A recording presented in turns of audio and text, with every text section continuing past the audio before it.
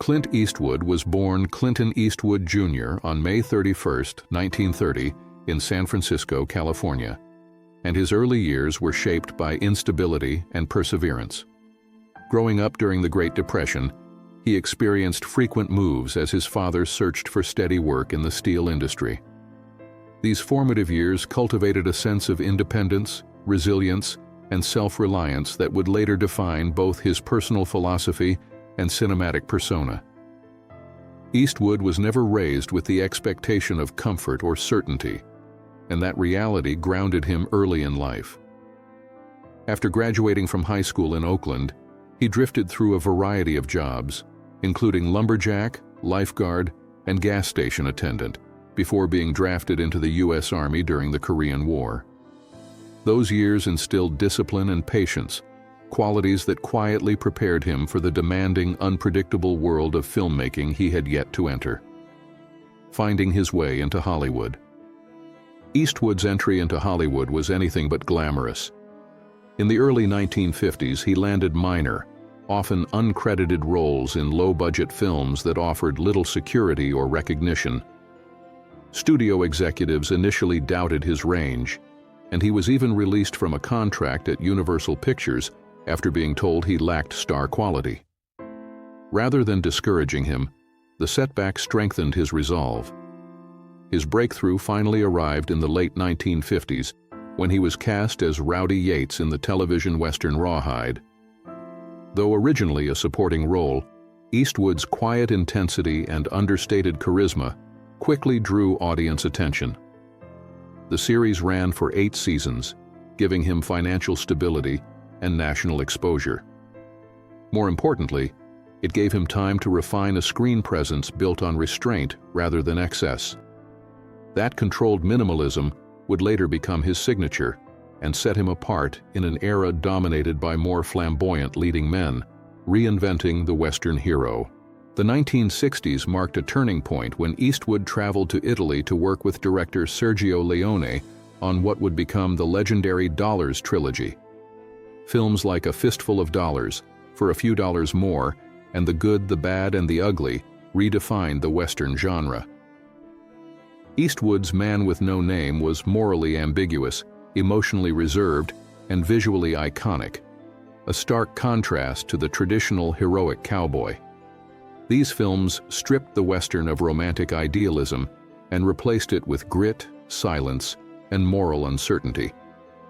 International audiences responded powerfully, and Eastwood became a global star almost overnight. The success of these films reshaped Hollywood's understanding of masculinity and heroism. Eastwood wasn't loud or expressive. He let stillness and implication do the work. That approach not only revolutionized a genre, but laid the groundwork for the thoughtful, minimalist storytelling he would later bring to his directing career. Dirty Harry and cultural impact. In the 1970s, Eastwood further cemented his status as a cultural icon with his portrayal of Inspector Harry Callahan in Dirty Harry. The character embodied public frustration during a period marked by rising crime and social unrest. Callahan's uncompromising approach to justice sparked both admiration and controversy, making the film a lightning rod for cultural debate. While critics questioned its politics, audiences were drawn to its raw energy and moral urgency. For Eastwood, the role reinforced his reputation as a symbol of toughness and authority. Yet beneath the surface, the films reflected deeper anxieties about institutions, responsibility, and individual action. Eastwood never portrayed Callahan as flawless. Instead, he allowed the character's severity to provoke discussion rather than offer easy answers. The Dirty Harry series expanded his influence beyond Westerns and confirmed his ability to tap into the national mood, even when doing so invited criticism. Unforgiven and artistic reckoning. With Unforgiven in 1992, Eastwood delivered one of the most profound self-examinations in American cinema. The film dismantled the myths of the Western genre he had helped popularize decades earlier. His character, William Money, was not a noble gunslinger but a weary man haunted by violence and regret. The film questioned the cost of vengeance and the stories societies tell to justify brutality. Unforgiven earned Eastwood Academy Awards for Best Director and Best Picture, solidifying his place among cinema's elite. More than accolades, the film represented maturity, a willingness to challenge his own legacy rather than protect it. Eastwood didn't glorify violence, he exposed its consequences. This moment marked a shift from icon to elder statesman, proving that longevity in art requires reflection, humility, and the courage to evolve. Exploring the human condition. In the decades that followed, Eastwood continued to explore deeply human themes through films like $1 Million Baby, Letters from Iwo Jima, Gran Torino, and Richard Jewell. His work often focused on flawed individuals navigating guilt, honor, and redemption. Rather than moralizing, Eastwood allowed contradictions to exist, trusting viewers to draw their own conclusions. $1 Million Baby confronted loss and ethical ambiguity with devastating honesty, earning him a second set of Oscars. Letters from Iwo Jima stood out for its empathy, presenting war through the eyes of the enemy with dignity and restraint. Across genres, Eastwood's films reflected a growing interest in vulnerability and consequence. He moved away from invincibility and toward accountability.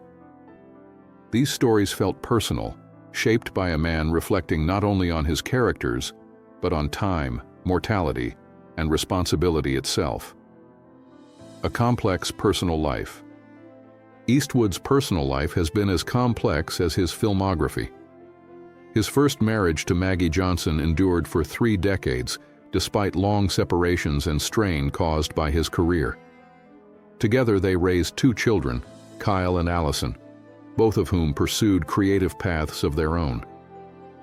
After their divorce in the 1980s, Eastwood later married television journalist Dina Ruiz, with whom he had a daughter, Morgan. That marriage also ended, though both parents remained publicly committed to co-parenting. Beyond these relationships, Eastwood has acknowledged several children from different partnerships, many of whom have built independent lives and careers. Despite public curiosity, he has largely avoided discussing family matters in depth. This privacy is not secrecy, but boundaries. Eastwood has long believed that some parts of life should remain personal, untouched by speculation, preserving dignity over spectacle. Health, discipline, and longevity. Eastwood's longevity is no accident. From a young age, he committed himself to physical fitness, balanced nutrition, and moderation. Long before wellness became a cultural trend, he emphasized fresh foods, exercise, and restraint with alcohol. His discipline was reinforced by personal loss, particularly the sudden death of his father in 1970. That moment deeply affected him and strengthened his resolve to live deliberately. On film sets, his efficiency mirrored his lifestyle: minimal waste, maximum focus. He avoided excess takes, believing fatigue diluted authenticity. Even into his 90s, Eastwood has remained active, mentally sharp, and creatively engaged. His approach to health reflects a broader philosophy of responsibility and preparation. For him, staying well wasn't about vanity or image, but about preserving the ability to work, contribute, and remain present for as long as life allows. Reflecting on legacy and boundaries. In his later years, Eastwood has become increasingly reflective about legacy, not in terms of praise, but principle. He has spoken often about integrity, personal responsibility, and the importance of staying true to one's values. Rather than seeking universal approval, he has accepted that a life lived honestly will include disagreement and distance. Eastwood has never tried to reconcile every conflict or satisfy every critic. For him, respect is earned through work and consistency, not public alignment. As he considers how he wishes to be remembered, he emphasizes simplicity over spectacle. His ideal farewell would not be political or performative, but quiet and sincere, attended by those who truly understood him. In this sense, his reflections are less about exclusion and more about authenticity, a final affirmation that life, like art, should remain honest to the end. A career without compromise. What ultimately defines Clint Eastwood is not controversy or acclaim, but endurance without compromise. Across 7 decades, he resisted trends, avoided excess, and trusted his instincts. He worked steadily, treated crews with respect, and valued preparation over ego. Unlike many contemporaries, he did not reinvent himself to chase relevance. Relevance followed him naturally. His films evolved because he evolved. Whether as actor, director, or composer, Eastwood approached his craft with quiet seriousness. He believed that showing up, doing the work, and staying disciplined mattered more than applause. This consistency earned him loyalty in an industry known for volatility. His career stands as proof that longevity is built not on noise, but on commitment, restraint, and an unwavering sense of self. The measure of a life well lived. At 94, Clint Eastwood represents a vanishing archetype, a man shaped by hardship, guided by discipline, and defined by work rather than words. His legacy is not a single role or film, but a body of work marked by honesty and evolution. He never pretended to be perfect, only purposeful. Through decades of change, he remained rooted in personal responsibility and creative independence. As audiences look back on his life and career, what endures is not controversy or myth, but consistency. Eastwood's story is ultimately about showing up, staying curious, and accepting time without fear. It is a reminder that a meaningful life is not about universal approval, but about living according to principles and leaving behind work that speaks quietly, clearly, and long after the curtain falls.